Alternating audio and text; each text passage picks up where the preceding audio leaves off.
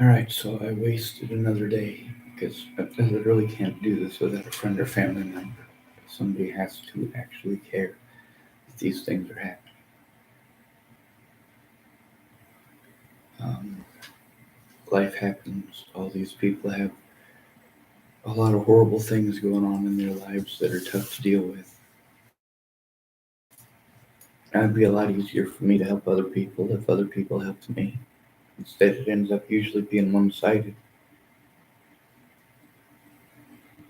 Oh, my hair is so messed up. I need a haircut, don't I?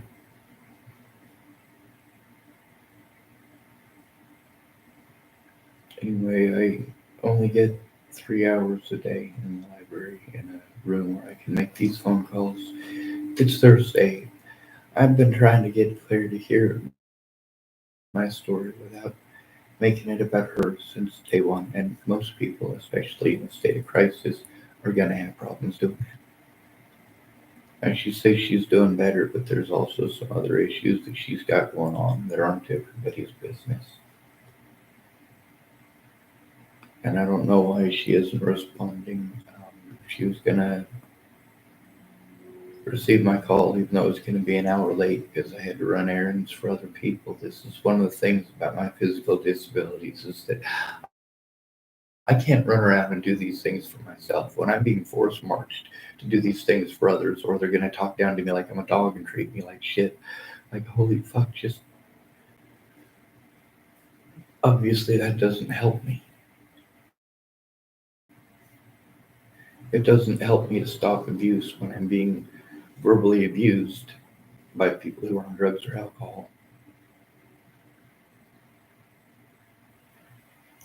It doesn't help my physical disabilities when I have to move my stuff over and over again, especially when it's over somebody else changing their mind 10 times. That results in me moving my stuff 10 times. And how frequently and often they change their minds. That has an effect as well. I'm in the middle of working on something important. They can see I'm doing something important, but they want something done right this moment. All these people who tell me to be patient, they want things right this moment every time, don't they?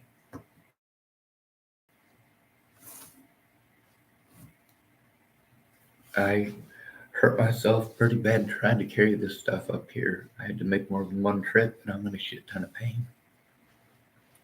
I've had my stuff here since about 12:30.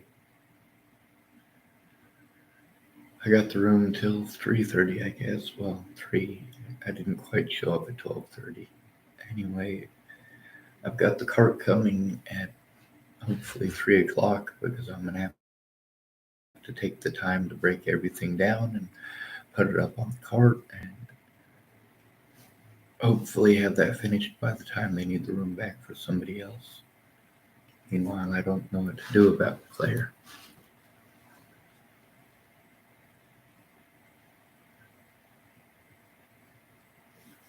Usually when she disappears, there's something important going on. As far as Mona Napier's, her dad assaulted me on the 1st of this month. So it's been almost 2 weeks I've been trying to get someone to help me to turn in that assault. Meanwhile, I was assaulted twice by a guy named John, who was a witness to multiple situations with Wolnez. Because there's Wolnez kicking in the crap out of the side of my vehicle, and then there's also Wolnez running around trying to tell John I'm some sort of nasty person.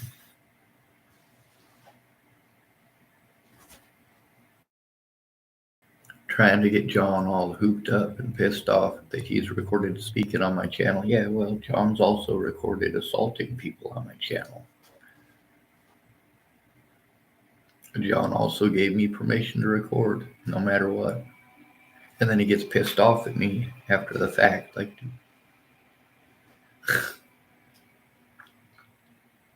stupid.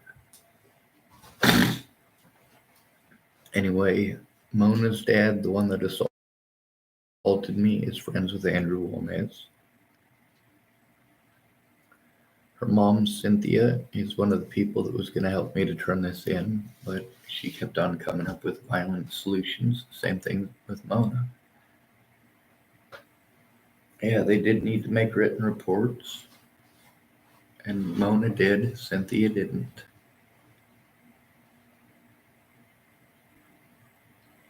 You know, Cynthia tried to have a truce of sorts with Wolnez. Guess how long that lasted? Long enough for him to throw rocks at my vehicle. Didn't take long at all. Happened within an hour. Mona, her number is 971-341-1922.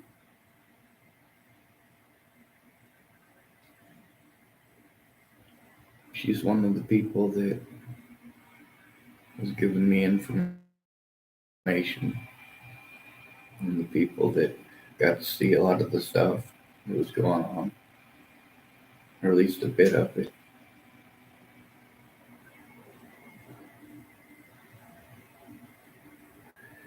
See, Andrew Wolnez wanted to go out of his way to make my life a living hell for things that never happened. Now, don't get me wrong, Mona didn't try to do evil things to me. Alright, listen to this. This is from January 18th of this year.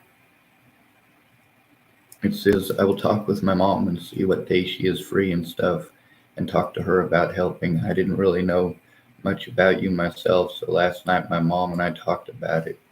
I'm so completely sorry all this is happening to you. It isn't fair, and for the dummies harassing you and stuff, if they are so worried and concerned about what the internet says, then they should also be aware about you being found not guilty, Sean. I've been trying to look at hotels I can get you so you can stay the night or two somewhere warm. But the thing is, my grandma works at a hotel and can get you a free room, but my mom brought it to my attention that your car still isn't working. Yeah, that's because none of the people who said they'd help me fix my car ever showed up to do it. There's a problem. They show up and they expect that they'll be able to just magic everything together. Like, no, dude, I live in my fucking car. If I have to explain to you for 6 months that I live in my car, do you think in that 6 months' time you can take a look at my car and realize what that really means? When I say I have to take everything out of my car, do you stop to realize what that really means?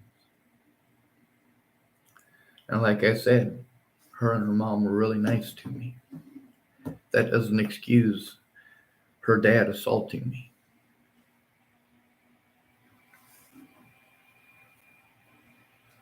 Now let's make sure that, well, we got to give out her mom's number now too, because she is a witness to the situation. Her name is Cynthia. I know her from Safeway. Her phone number is 503-374-3482.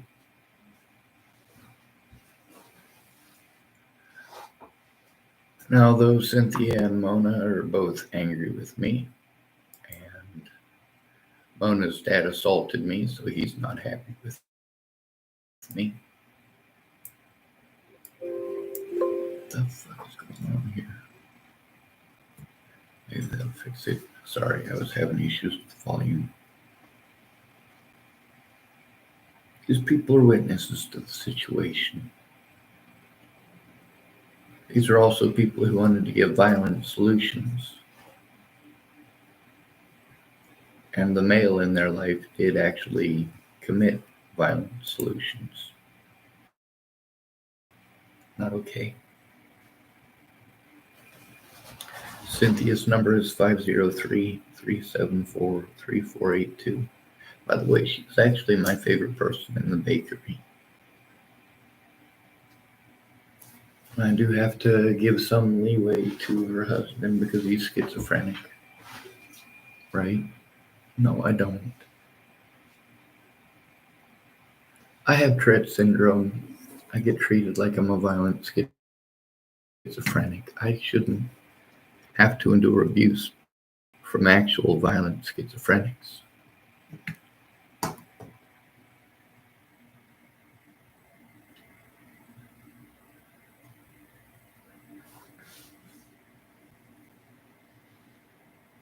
I ran into Grace today. She's super kind as always.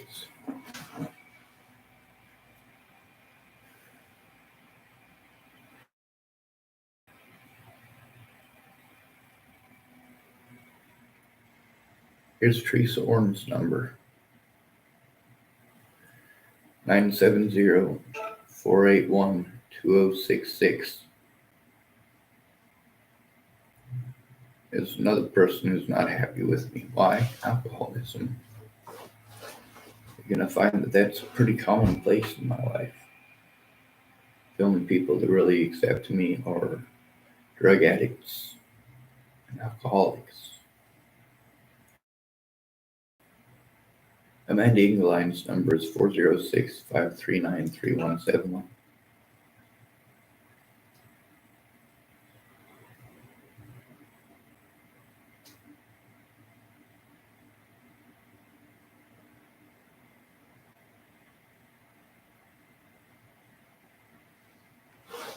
I'm not going to give out Wolnez's daughter's number because that's just fucking rude. Although she has become an important part of the situation, and that sucks too.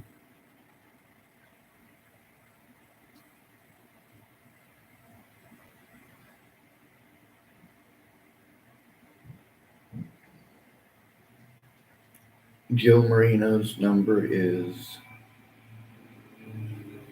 971-341-7052. He's the guy that said he'd get the abuse from Chris Stafford to stop, and that worked for a couple of weeks, I guess. Maybe a month. Chris Stafford was right back to doing this crap.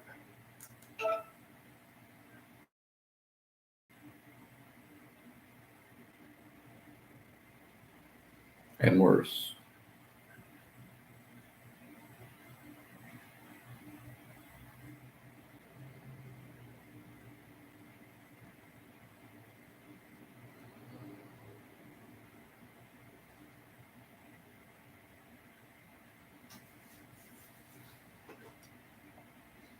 I'm going to show you this guy here, Ryan Corrigan Woods. The reason I'm going to show you this,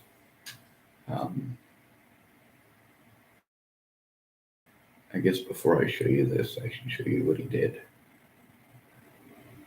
There's also a young woman here who woke up to being molested by this man, and he also, and this is recorded on my audio device, was telling me about a man that was dead on his bed in that place over there.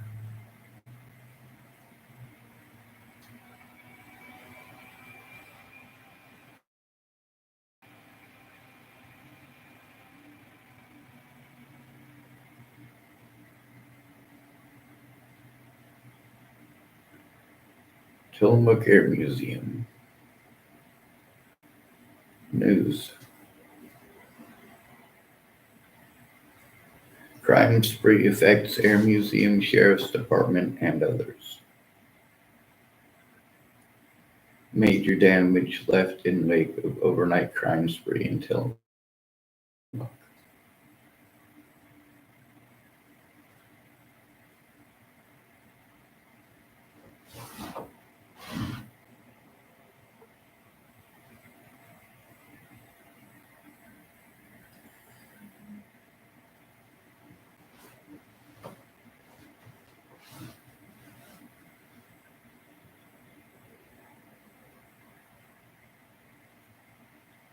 See? Yeah. Apparently there's more pictures. That's one of 6. He drove right into the Tillamook Air Museum. This is only a week after the video that I'm going to show you. Oh, he also broke into the Tillamook Sheriff's Department.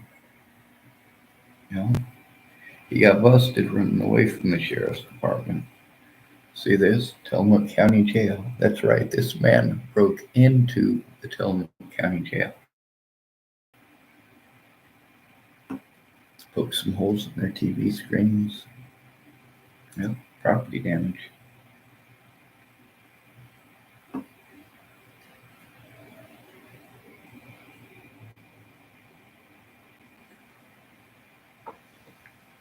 So let's get back to the messages with this guy.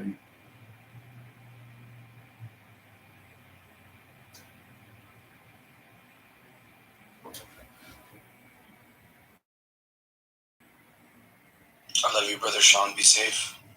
Go with God. I love you. They don't pick on you anymore. Watch. They're not going to hit you anymore. Watch. We win. The guys won. I love you.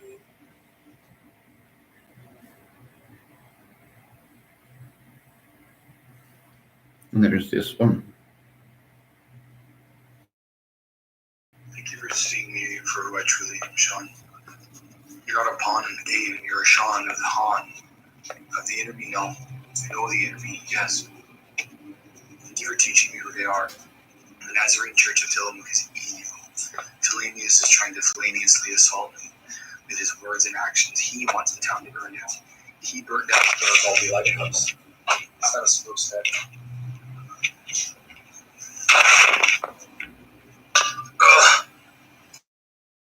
I'll get it out.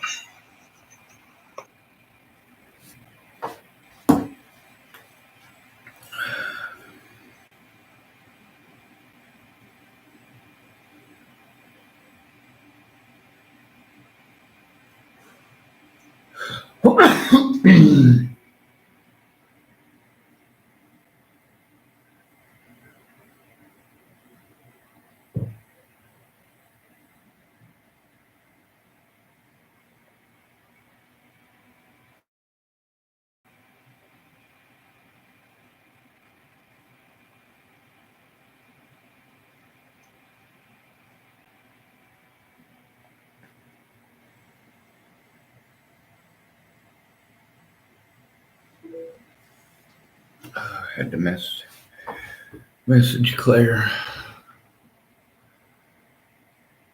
I mean, this is really important for me, and it's a deadline. There's also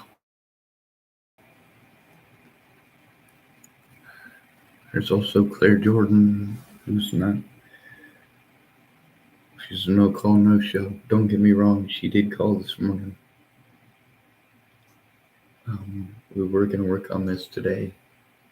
Other people having expectations of me. Like, I can't just drop everything that I'm doing every time that this guy over here wants me to do something. It went from no expectations to, I need you to do this, I need you to do that. He yells at me to go yell at other people. Instead of using his phone that has Google Translate on it, same as mine, he wants me to do it.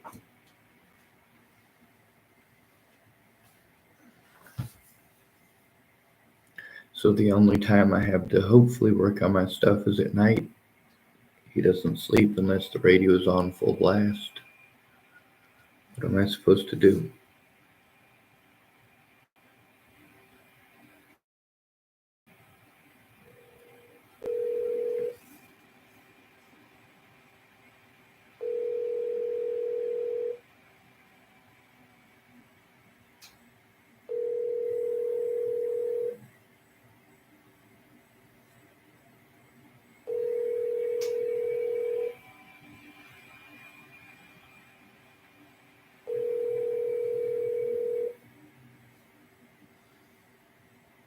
Your call has been forwarded to an automated voice messaging system. Claire Jordan is not available. The mailbox is full and cannot accept any messages at this time. Goodbye.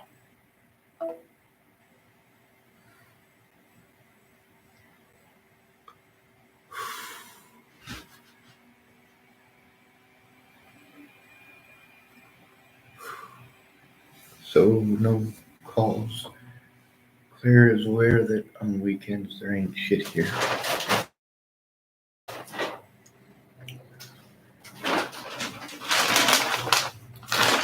That's the thing about when she goes and does stuff, she's usually right.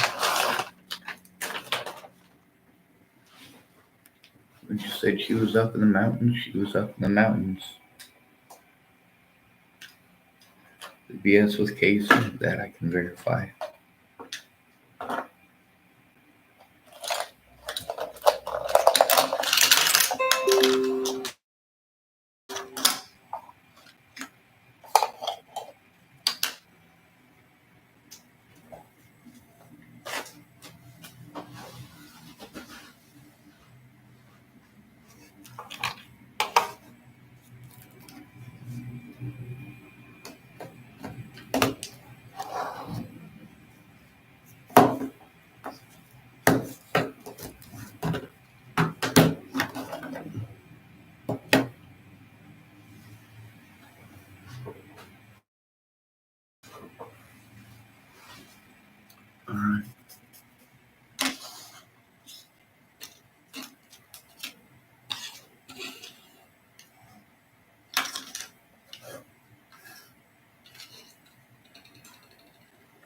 Oh, I'm missing a couple.